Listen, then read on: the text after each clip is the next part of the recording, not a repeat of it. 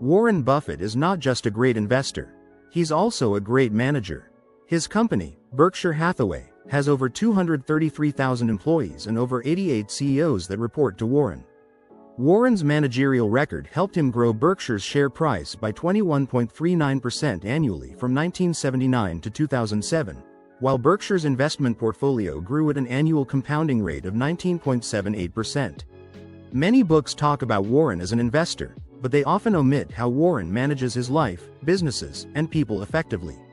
In this video, I'll explain 10 of Warren Buffett's management secrets from May Buffett and David Clarke's book. At the end is an exclusive bonus explaining the new moneymaker retailers adopt that Warren warns consumers about. Let's get started. Number 1. 3 quick tests to find the best company to work for. The best companies to work for are those with what Warren calls a durable competitive advantage. This means businesses with strong brands and considerable market share, high profit margins, and awash with cash. A ton of cash means potential for bonuses, salary increases, new projects, and great opportunities for career advancement. Per share earnings test. Per share earnings of a company can show chances of profitable and long-term employment. Divide a company's yearly earnings by its shares to get its earnings per share. Do this for at least the last 10 years of the company's financials. If the company isn't old enough, do this test from its first year onward. What you want is a rather consistent and upward trend, which is a good sign of a durable competitive advantage, and therefore a profitable long-term career. The debt test. Companies with little to no debt on their balance sheets tend to be self-financing. This means they make so much money that they don't need to borrow to operate and pursue new prospects. They can easily pay good salaries and survive recessions without massive layoffs. Make sure to gauge the debt load relative to its industry. For example, airlines and heavy manufacturing companies tend to have higher debt levels than software companies. It would be foolish to say, "I won't ever work in manufacturing because it has more debt than my uncle's corner shop." The gross margin test. Look at a company's income statement. Divide gross profit by revenue to get the gross profit margin for the time period. Repeat for a few time periods to get an average. Companies with high gross profit margins could mean they can raise their prices well above their costs of sales, bringing in more money to spend, and increasing their ability to raise salaries and give big bonuses. Number 2. 3 rules to delegate properly. Rule number 1. Your employees are better at their jobs than you are. Warren feels his employees are the experts and so leaves them to do what they are good at without micromanaging. As a manager, your job is to inspire your employees to be their best. Think cheerleader, not slave driver. Rule number 2. Let your employees see the business as their own. This way, they'll claim more stake in the company's performance, working harder to achieve better results. Leave your employees to do work as they see fit in their business. It's a matter of pride. Rule number 3. They must have integrity. Make sure those working for you are honest people, else they may rob you and your business blind. Number 3. Victor or victim. Being a victor means you have an internal locus of control. You blame yourself when things go wrong.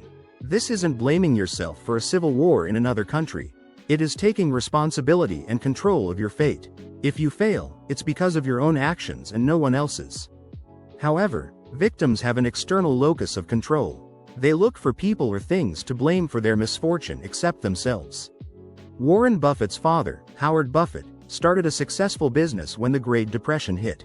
He didn't blame the government or the economy or anything. Free and independent thinkers like Warren are never victims. Great leaders and managers are victors. They are the masters of their own destiny. It's not always easy to have an internal locus of control. You have to credit yourself for your wins and look only at yourself for your failures. This can be crushing sometimes. Warren advises to learn the lessons from your mistakes and move on quickly. Dwelling on your failures can be crippling with an internal locus of control. Number 4. Putting a winning sales team together. I was never selling anything that I didn't believe in myself or use myself. Warren Buffett. The best salespeople are those who believe in what they are selling. Who has a passion for the solution? Those salespeople are the kind Warren is always looking for. They are very interested in the products and business, and know the best ways it can help the customer. Warren doesn't like managers who are only in it for the money.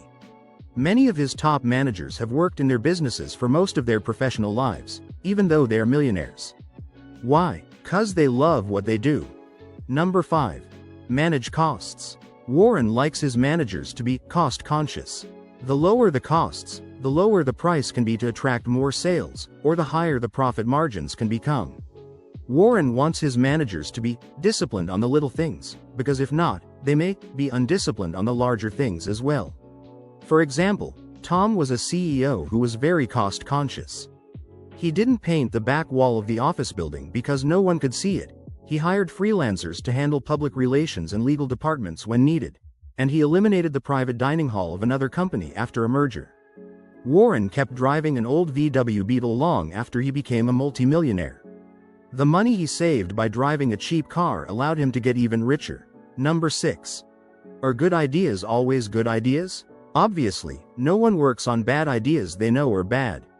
So do managers. Those ideas are discarded from the start. But good ideas are often acted on. Why wouldn't they? They're good ideas. Well, Warren's late mentor, Benjamin Graham, quoted that, "You can get into way more trouble with a good idea than a bad idea." For example, subprime mortgages, a reason for the 2008 housing and financial crisis, were originally a good idea. People with good credit history could buy a home, and mortgage brokers made money. It wasn't long until those with poor credit histories were qualifying. This did make mortgage brokers more money, but soon people started defaulting on those home loans. That great idea became a disaster. The point of this lesson is to be aware of the likely outcomes of any idea you pursue to avoid unnecessary stress and disastrous consequences. Number 7. Moving up ahead of inflation. We are who we hang out with. I'm assuming you've heard that you are the equivalent of the 5 people you spend the most time with. Hanging out with low lives, negative, and unsuccessful people will drag us down, while spending time with smart, positive, and successful people will lift us. Warren associated himself with the likes of Bill Gates, Katharine Graham, and Nick Newman in his early days of running an investment partnership. These friendships gave Warren successful businesspeople to emulate. Aim high with your associates to get to the top. The best asset during inflation is your own earning power. Warren Buffett. Think of yourself as a business with an infinite ability to earn. You don't make much in the beginning, when you're young and inexperienced, but as you get educated and gain experience, you increase your earning potential. Taking care of your business means taking good care of your health and education. The more special your business is, the more you can raise prices. Why do you think people in unique professions often have the upper hand in their earnings? You are your greatest asset. Take care of yourself, and you'll beat inflation at least. Number 8. Are yes men a yes? Only in fairy tales are emperors told they are naked. Every business has sycophants, also known as yes men. They suck up to the boss, twist the truth to the boss's liking, shower them with compliments, and are handsomely rewarded. Hire an advisor, and their job becomes advising you to do what you wanted in the first place. Most people don't like having no men around. There's nothing wrong with people agreeing with you, but being surrounded by only yes men could lead to disasters that could have been avoided if someone spoke up and disagreed with you. Warren's solution is to involve as few people as possible when making decisions. His idea of a group decision is looking in the mirror. Have people who will allow for constructive disagreements and debates to occur. Number 9. The tried and true. A great mistake many of us make is thinking we need an original idea or a breakthrough moment to succeed. We think we need to recreate the internet or revolutionize sliced bread to catapult to the top. But Warren has discovered that the best ideas are the ones that have been done before and have an almost zero failure rate. These proven ideas come from people and businesses who successfully put them to work. By studying successful businesses, we get tons of great ideas to implement. Lesser artists borrow, while great artists steal. Start learning from the pros. Number 10. Learning from missed opportunities. Even the best managers miss some great opportunities. Warren missed the chance to buy Walmart stock while it was very cheap in its early days. Warren believes there are 2 types of missed opportunities. Those that weren't on our radar in the first place, and those we saw but didn't act on. Solving the first type of missed opportunities is easy. Expand your horizon, your field of search. You can meet people with different expertise in different areas for this. For missed opportunities that were staring us in the face while we ignored them, they come from miscalculating risks, rewards, and close-mindedness. The former is likely due to a lack of information, but the latter is a management and organization problem of yours.